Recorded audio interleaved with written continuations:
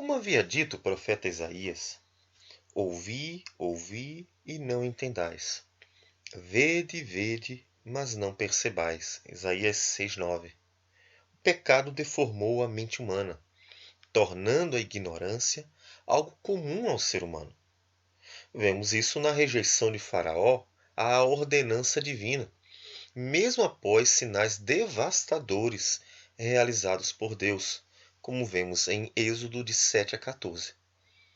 Contudo, podemos dizer que o melhor demonstrativo da ampla dimensão da dureza do coração humano encontra-se na geração em que Jesus viveu. Cristo passou aproximadamente 3 anos pregando o Evangelho do Reino em boa parte das cidades dos judeus. Enquanto isso, ele realizou um número incontável de milagres, sinais, jamais vistos pelos homens, tanto em termos de qualidade quanto em relação à quantidade. O Senhor Jesus curou doenças de toda a natureza, de modo que até os cegos de nascença, aleijados, coxos, tiveram a saúde transformada. Ele expulsou demônios dos mais variados, libertando pessoas aprisionadas por muito tempo. Cristo multiplicou comida em abundância, saciando milagrosamente a fome de multidões. Ele ainda ressuscitou mortos, até em estado de putrefação, como nós vemos em João 11, revelando-se como Senhor da vida. Assim, muitos maravilhavam-se sobremaneira, dizendo: tudo tem feito esplendidamente bem. Não somente faz ouvir os surdos, como falar os mudos. Contudo, mostraram-se incapazes de crer, razão para terem crucificado Jesus. Mesmo após o Senhor se manifestar para Nabucodonosor, por meio do evento em torno do sonho revelado através de Daniel, capítulo 2 de Daniel, o imperador continuou seu paganismo. Ele ergueu uma estátua de aproximadamente 31 metros de altura, por 310 centímetros de largura. Não há como saber de quem era a estátua, e aparentemente não seria de um dos deuses da Babilônia. Poderia ser uma réplica da estátua do sonho que ele teve, numa tentativa de engrandecer seu reino, cabeça de todos os demais subsequentes. Porém, é bem provável que a estátua fosse do próprio Nabucodonosor, que costumava se autoexaltar. Em Daniel 3:12, é feita uma aparente distinção entre os deuses da Babilônia e a imagem de ouro que havia sido levantada pelo imperador. Daniel não nos diz que estátua era aquela, mas nos revela que com ela, Nabucodonosor pretendia unificar seu reino, através da religião, exigindo uma única adoração de todos, indistintamente, como vemos em Daniel 3:4. A estratégia de Nabucodonosor foi bastante astuta.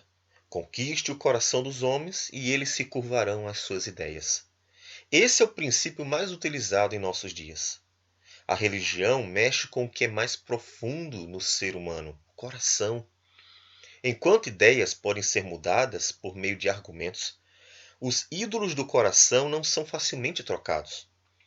Há um dito popular que diz: política, religião e futebol não se discute.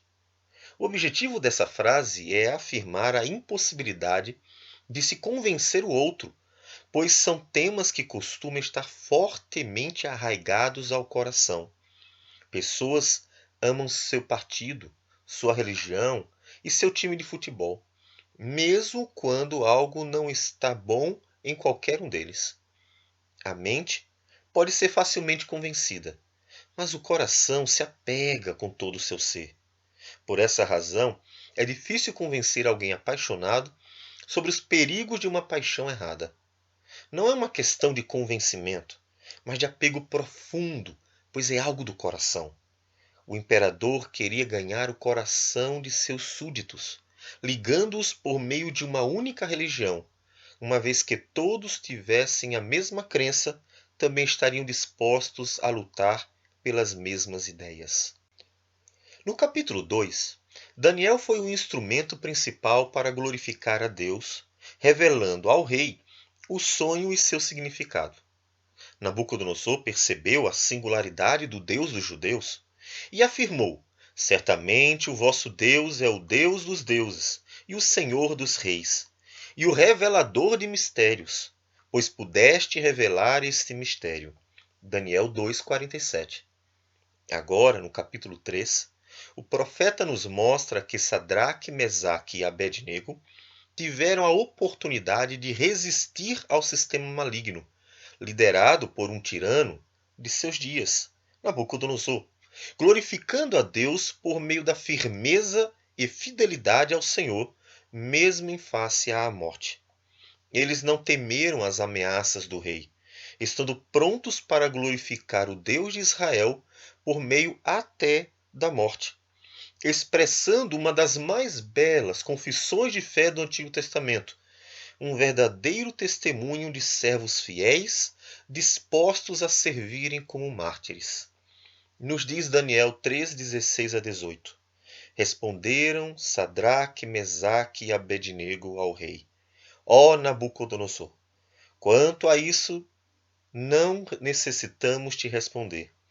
Se o nosso Deus, a quem servimos, quer livrar-nos, ele nos livrará da fornalha de fogo ardente e das tuas mãos, ó rei. Se não, fica sabendo, ó rei, que não serviremos a teus deuses, nem adoraremos a imagem de ouro que levantaste. Ocorre um confronto de soberanos.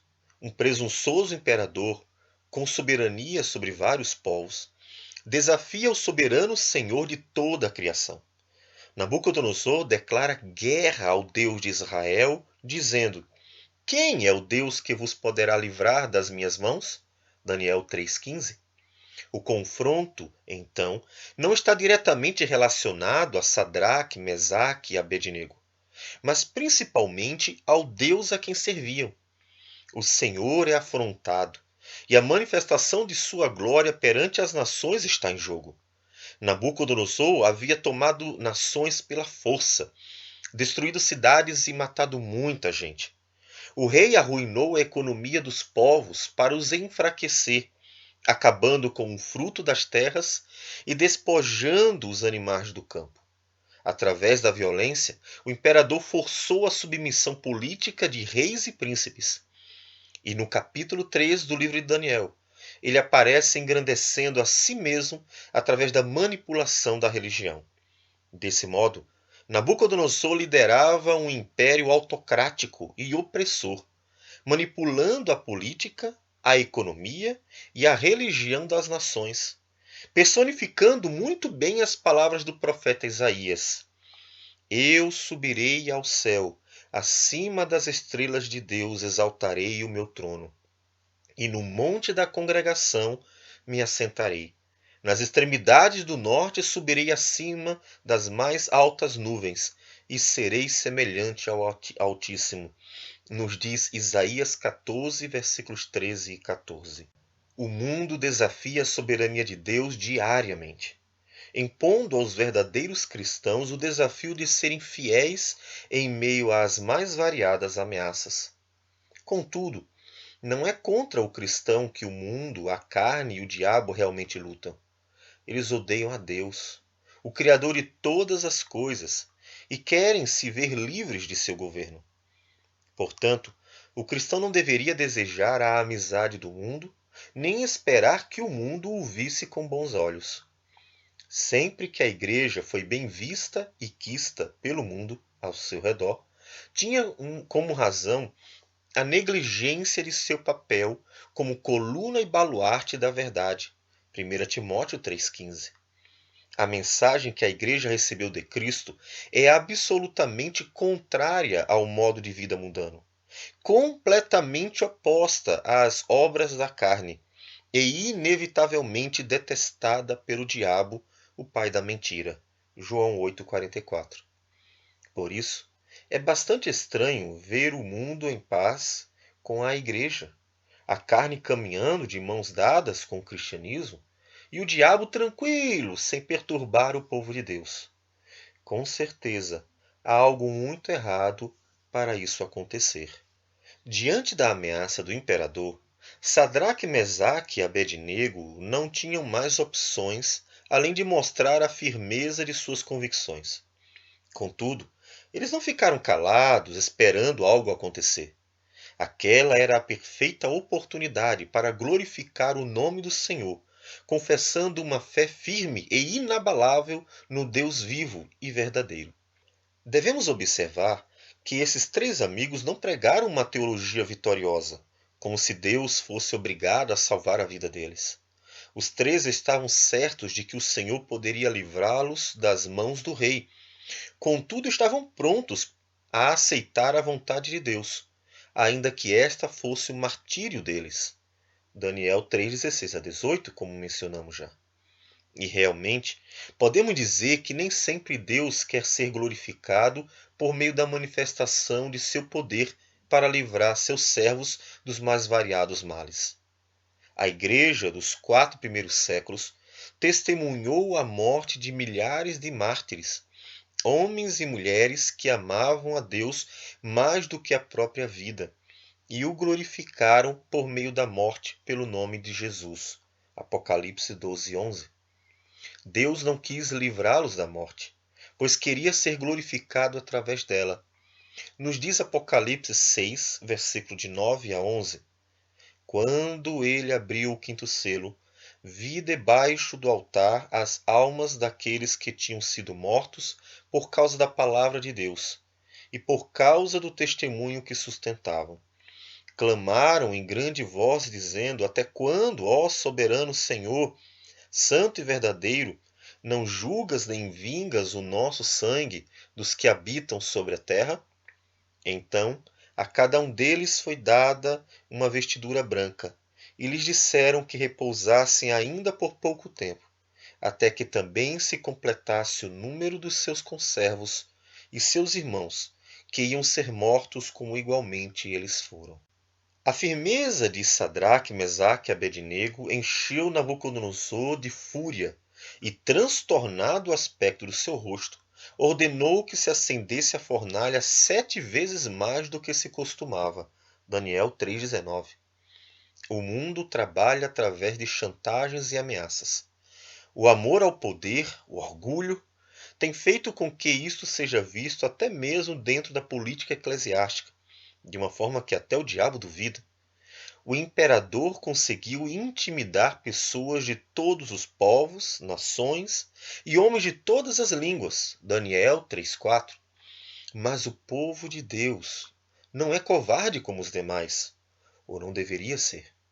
A igreja foi ensinada a não temer homens, mas sim Deus. Não temais os que matam o corpo e não podem matar a alma. Temei antes aquele que pode fazer perecer no inferno tanto a alma como o corpo. Mateus 10:28.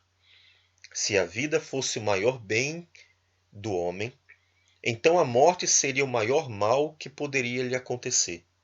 Todavia, a alma humana é o maior bem do ser humano. Logo, o inferno é o maior mal que pode acontecer a alguém.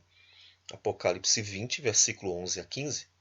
Por isso, não devemos temer as ameaças do mundo, que no máximo é capaz de matar o corpo, sem contudo ser capaz de mudar o destino da alma que confia na graça redentora do Senhor e Salvador Jesus.